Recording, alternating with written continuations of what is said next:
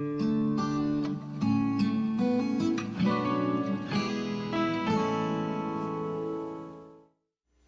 최근에 이 진짜 가짜에 대한 아주 충격적인 그런 경험을 했던 기억이 있습니다. 미국이 이제 47대 대통령이 선출이 되어서 이제 취임식을 치렀습니다. 혹시 보셨습니까?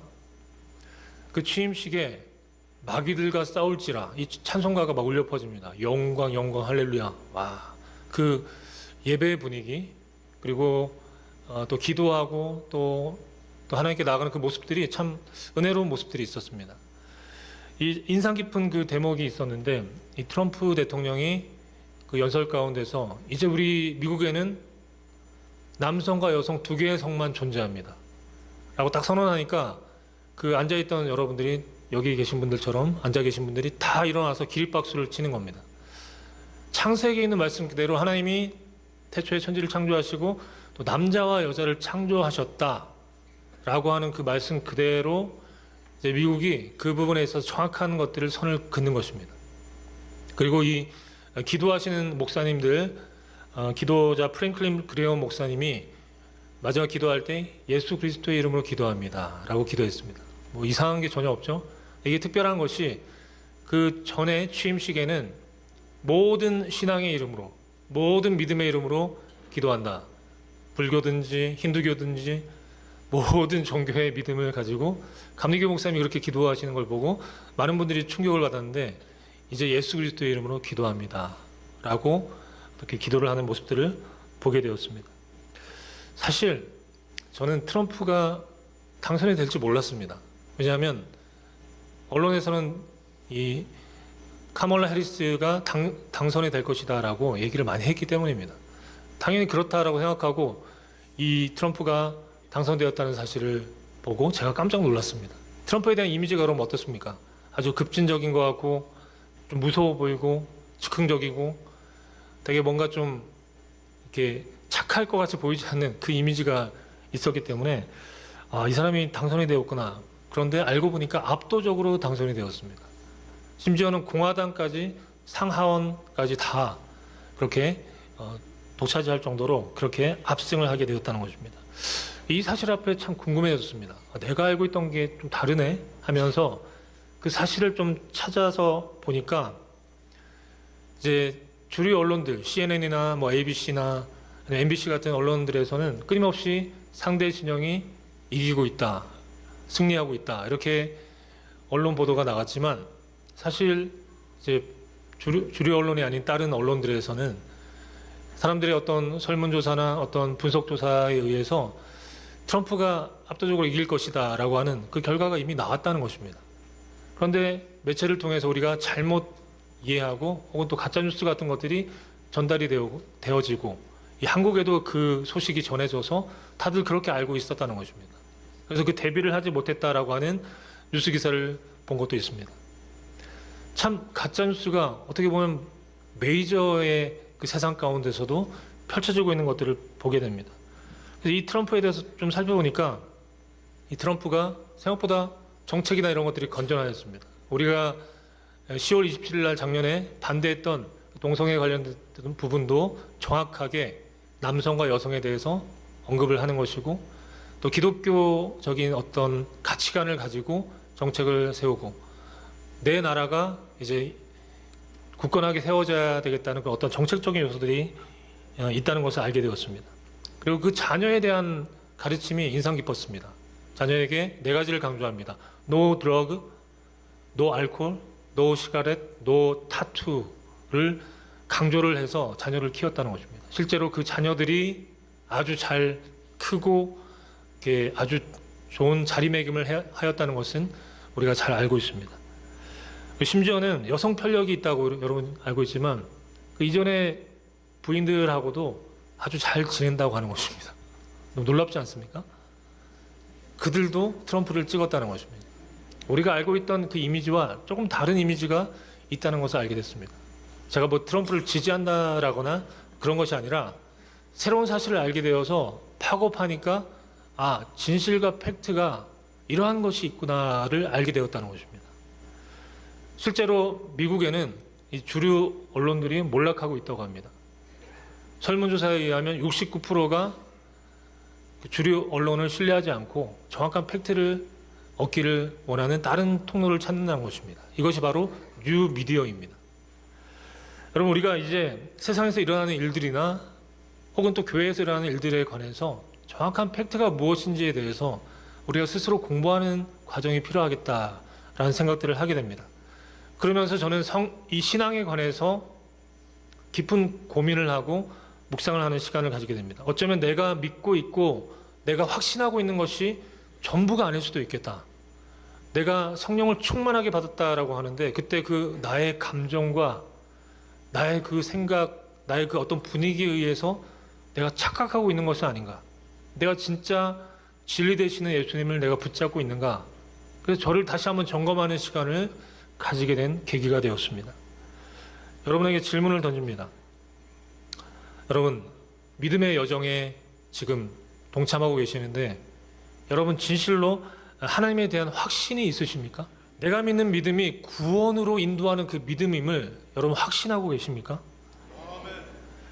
여러분, 날마다의 삶 가운데 성령께서 여러분과 함께 늘 교제하고 소통하고 성령의 인도함을 받는 그 삶의 정황이 있으십니까? 이 질문들을 해야 된다라는 확신을 갖게 되었습니다. 오늘도 저는 말씀 앞에서 자꾸 초라해지는 저를 발견하면서 주님께 그 생명의 빛 앞에 나를 내어놓기 위해서 그렇게 몸부림치는 그 과정들이 있었습니다. 여러분 어떠십니까? 내가 믿는 그 믿음이 진짜인가 아닌지에 대해서 여러분 분명하게 분별하고 또 판단하는 그 고뇌의 시간들이 있어야 한다는 것입니다. 우리가 오늘 읽은 본문은 진리 안에 거하는 삶에 관해서 말씀하고 있습니다. 여기서 중요한 부분은 이것입니다. 우리가 진리 안에 있기 원한다면 그리스도의 말씀이 우리 가운데 거해야 한다는 것입니다. 그러므로 예수께서 자기를 믿은 유대인들에게 이르시되 너희가 내 말에 거하면, 내 말, 예수 그리스도의 그 말씀 안에 거하면 나의 참 제자가 된다라고 오늘 31절은 말씀하고 있습니다. 기도는 어떻습니까? 여러분, 기도의 자리에 나가서 깊이 그 주님께 나가면 세상과 나는 간 곳이 없고 구속하신 주님만 보이는 그 기도의 지경, 하나님과 내가 합일되어서 하나가 되어지는 그 기도의 과정들을 경험하는 것도 참 은혜롭습니다. 하지만 말씀과 기도, 찬양, 말기찬 중에 하나를 선택하라면 말씀을 선택해야 합니다. 왜냐하면 그 말씀에 구원이 있고 말씀에 생명의 길이 있고 말씀에 시온의 대로가 있기 때문입니다. 베드로전서 1장 24절 25절 말씀 같이 한번 읽습니다. 그러므로 모든 육체는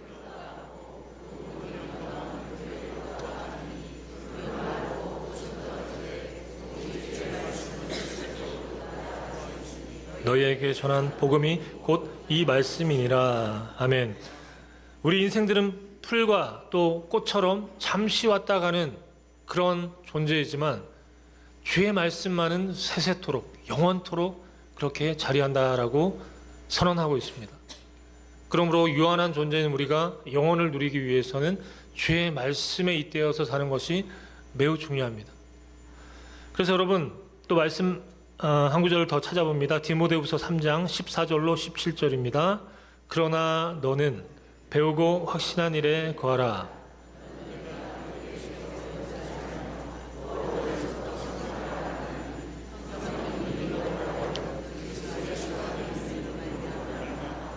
구원에 이르는 지혜가 있게 하느니라. 모든 성경은 하나님의 감동으로 된 것으로 교훈과 책망과 바르게 함과 이로 교육하기에 유익하니 이는 하나님의 사람으로 온전하게 하며 모든 선한 일을 향할 능력을 갖추게 하려 함이라. 아멘. 말씀의 이 능력이 보이십니까? 여러분 말씀 안에 있을 때 그때 이 말씀은 사도 바울이 사랑하는 아들 같은 디모데에게 전하는 말씀인데 너는 배우고 확신한 일에 거하라라고 말씀을 하면서 성경에 관해서 이야기합니다. 성경이 우리를 구원에 이르게 하는 지혜가 있다라고 분명히 말씀하고 있습니다. 하나님의 말씀을 따라 살면 구원이 따라오고 지혜가 따라오고 생명이 따라올 수 있다. 그 말씀 앞에 서 있는 것, 또 말씀 안에 거하는 것이 매우 중요합니다. 근데 말씀이 우리 안에 들어오면 전쟁이 일어납니다. 이제 내가 옛사람의 그 본성을 따라서 그 유혹의 구습을 쫓아 선택하는 그 모든 세상의 즐거움을 택하려고 할 때마다 말씀이 나를 찌릅니다. 간음하지 말라, 술 취하지 말라, 음란하지 말라, 뭐 이런 식의 이야기들을 계속해서 쏟아붓고 거룩하고 성결을 강조하는 그 말씀들로 우리를 그냥 후벼팝니다. 그래서 우리 안에 전쟁이 일어납니다. 그 전쟁 앞에서 때로는 아무것도 할 수 없어서 그 유혹 앞에 넘어지기도 하지만 말씀 하나 붙잡고 그 유혹 앞에서 일어서서 승리하는 그 삶의 여정들을 선택하는 그 과정들이 우리의 가운데, 우리의 삶 가운데 일어나게 되는 것입니다. 그때 참된 하나님의 영광을 마주하며 고난 가운데서도 우리가 주님 앞에 감사를 드릴 수 있는 말씀 안에 거하는 삶이 될 수 있는 것입니다. 그 삶이 여러분의 삶이 될 수 있기를 간절히 축복합니다. 그래서 여러분, 이 진리 되시는 그 말씀을 붙잡는 것이 매우 중요한데, 하지만 세상에는 가짜가 많고 또 교회 안에도 가짜가 있습니다. 진짜를 붙잡고 진리를 구현하며 삶을 살아야 하는데 가짜가 있을 수밖에 없다는 것입니다. 가짜는 능력이 있습니까? 없습니다. 가짜는 힘이 있습니까? 없습니다. 가짜는 분란만 일으키고, 가짜는 그럴 듯 속이지만, 가짜 그리스도인이 있다면, 우리 안에 가짜 크리스찬이 있다면 교회 공동체가 힘들고 어려워지게 되는 것입니다. 사도 바울은 고린도후서 11장에 이렇게 말합니다. 그리스도의 진리가 내 속에 있는데, 내 속에 있는 그 그리스도의 진리가 있는 사람처럼 막 행동하려고 하는, 그렇게 따라하려고 하는 가짜들이 있다라고 이야기하는 것입니다. 교회에 있다는 것입니다. 그들은 거짓 사도요 속이는 일꾼이다라고 이야기하고, 사탄도 심지어는 광명의 천사로 가장할 수 있다라고 말씀하고 있습니다. 가짜 신자, 짝퉁 신자들이 그 특징이 있습니다. 늘 인정받으려고 합니다. 늘 남이 보이는 자리에서 인정받으려고 합니다. 혹시 나의 모습에 그런 모습이 있지 않습니까? 성경의 가치는 어떤 것입니까? 오른손이 한 일을 왼손이 알아요, 몰라요? 모르게 하는 것입니다. 하지만 늘 자신을 드러내고 자신을 어필하는 그 모습의 특징을 갖고 있는 것이 바로 이 가짜 그리스도인이라는 것입니다. 고린도후서 11장에 의하면 자기를 의의 일꾼으로 가장하는 그들의 마지막은 그 행위대로 된다라고 말씀하고 있는 것입니다. 가짜는 힘도 없을 뿐더러 가짜는 교회를 힘들게 하는 것입니다. 그렇다면 진짜 그리스도인은 어떤 존재일까요? 말씀을 같이 읽습니다. 마태복음 16장 24절입니다. 이에 예수께서 제자들에게 이르시되 누구든지 나를 따라오려거든 자기를 부인하고 자기 십자가를 지고 나를 따를 것이니라. 아멘. 한마디로 목숨 걸고 따르는 사람입니다. 이어나오는 말씀도 볼까요? 같이 읽습니다. 누구든지 제 목숨을 구원하고자 하면 잃을 것이요 누구든지 나를 위하여 제 목숨을 잃으면 찾으리라. 목숨을 걸어야 한다. 목숨을 내어놓으면 하나님께서 목숨을 찾게 해주실 것이고 더 생명을 주실 것이다 라고 하는 약속이 있습니다. 예수님께서 십자가에 달려 죽으셔야 한다는 것을 이야기했더니만 제자들이 만류할 때 그때 예수님께서 주신 말씀입니다. 그런데 여러분, 예수를 위해서 목숨을 거는 것은 더 깊이 묵상해 보시면 엄청나게 어려운 일은 아닙니다. 목을 내놓고 뭐 이런 방법도 될 수 있지만 목숨을 건다는 것은 우리의 마음을 드린다는 것입니다. 죽음을 의미하는 것이 아니라 전부를 주님께 드린다라고 생각하는 것입니다. 우리의 일상의 시간마다 주님께 기도하시고 대화하시고 우리의 들숨과 날숨을 통해서 주여를 외치고 아버지를 외치고 주님을 기억할 때 그때 우리에게는 진심으로 말씀이 살아서 역사하시는 그 말씀 중심의 삶이 되고 말씀 안에 거하고 말씀이 우리 안에 거하는 그 놀라운 삶의 여정이 펼쳐지게 될 것입니다. 이제 말씀 8장 32절 같이 한번 읽습니다. 진리를 알지니 진리가 너희를 자유롭게 하리라. 아멘. 너무나 좋아하는 말씀입니다. 진리를 알게 되면 진리가 우리를 자유롭게 하는 것입니다. 여러분, 참으로 예수 그리스도를 믿고 하나님을 신뢰하고 따르는 인생에게는 참 자유가 있습니다. 죽음이 있고 끝이 있지만 죽음을 초월하는 그 자유가 우리에게 주어지는 것입니다. 지금 현재의 삶 가운데서도 고난이 있고 아픔이 있고 어려움이 있지만, 심지어는 육신의 질병이 있지만 우리에게 자유가 있습니다. 참으로 세상이 범접할 수 없는 참된 자유가 우리에게 주어지는 것입니다.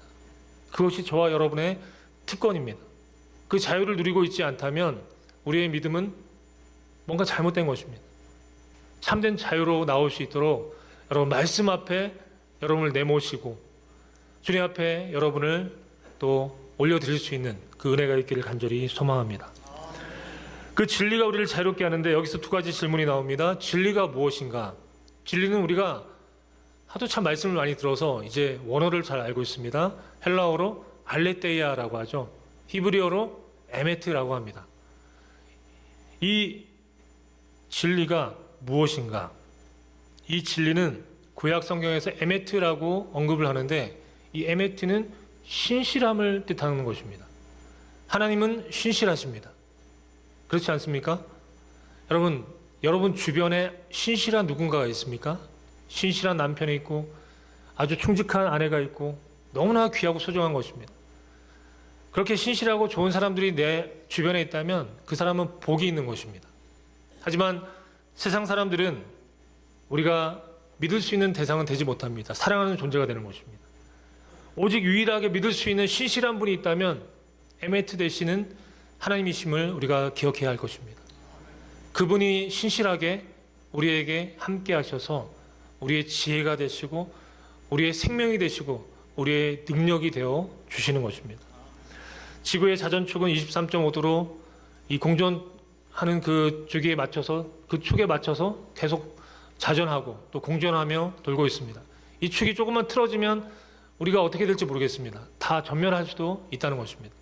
그 모든 것을 신실하게 하나님께서는 해와 달과 무별들을 주관하시고 또 관리하시고 오늘도 우리에게 아침을 주셨고 내일도 아침을 주실 것입니다.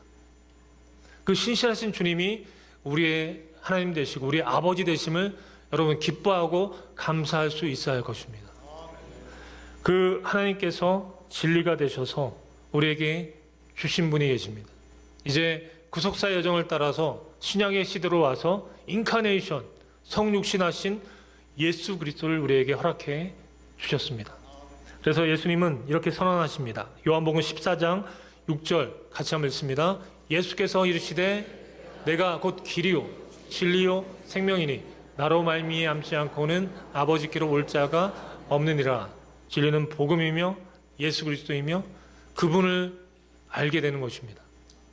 그리고 그분을 알게 될 때 그 예수님이 날마다 우리를 자유의 길로 인도해 주시는 것입니다. 할렐루야. 그런데 지금 이 시대를 탈진리의 시대라고 표현을 합니다. 탈진리의 시대, 포스트 트루스의 시대라고 이야기를 합니다. 우리가 기존에 알고 있던 그 진리를 초월해서 이제는 어떤 목적에 의해서 진리를 규정합니다. 어떤 정치적인 이야기를 한다면 어떤 정당이 있다면 그 정당의 당리당략을 따라서 진리를 끼워 맞추는 것입니다. 그게 탈진리의 시대라고 하는 것입니다. 전 세계에 퍼져 있는 것입니다. 무엇이 참인지 무엇이 거짓인지를 알기가 참 힘듭니다. 그래서 우리가 더 지혜로워야 하고 비둘기같이 순결해야 하지만 또 한 가지 뭐가 있죠? 뱀같이 지혜로워야 한다는 것입니다. 그리고 판단할 수 있어야 합니다. 우리가 판단할 때 무엇이 나를 위해서 옳은가? 우리의 가정을 위해서 옳은 것인가?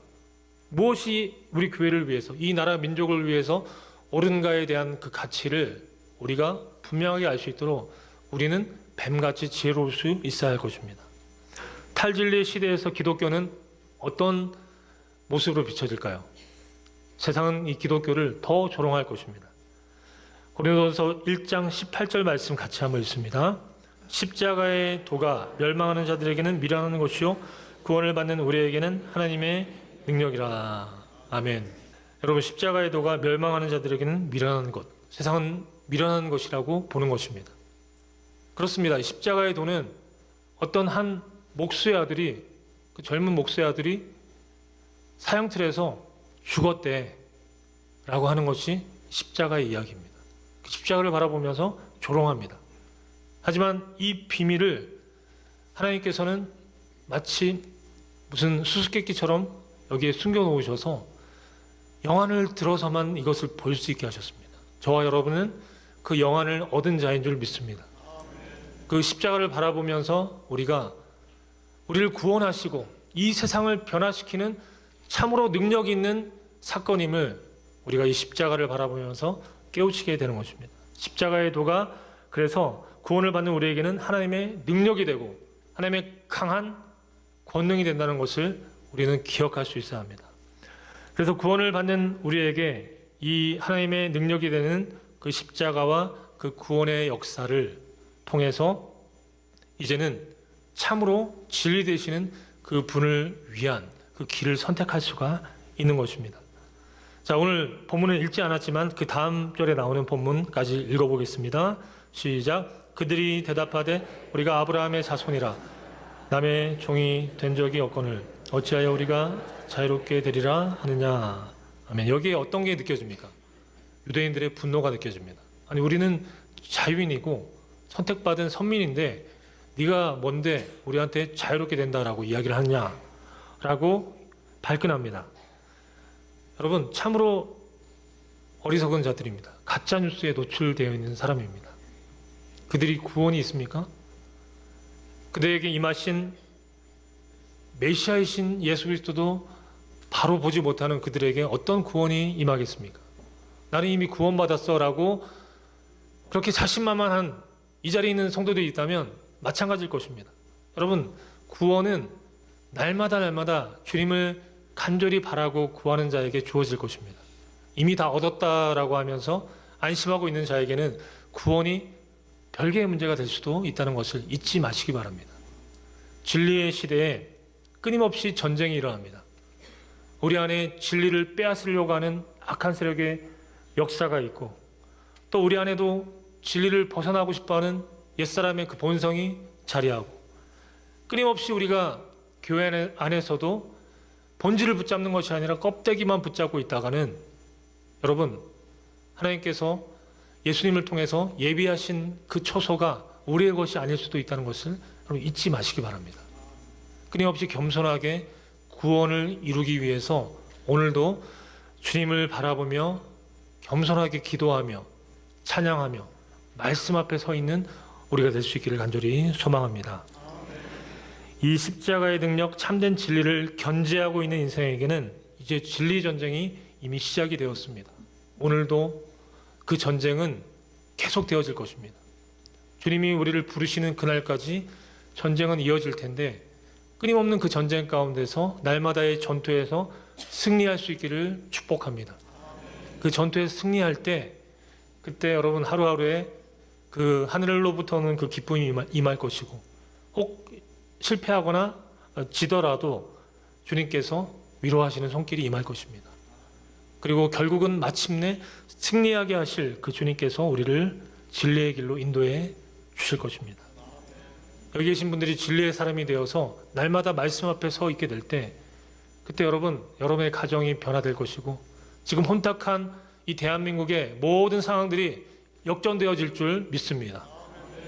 여러분 한 명 한 명을 통해서 우리가 함께 정확하게 지혜롭게 이 사태를 분별하며 믿음으로 주님 앞에 나아가게 될 때 그때 주님께서는 진리를 붙잡는 그 인생을 통하여서 이 땅을 고치시고 회복하여 주실 줄 믿습니다.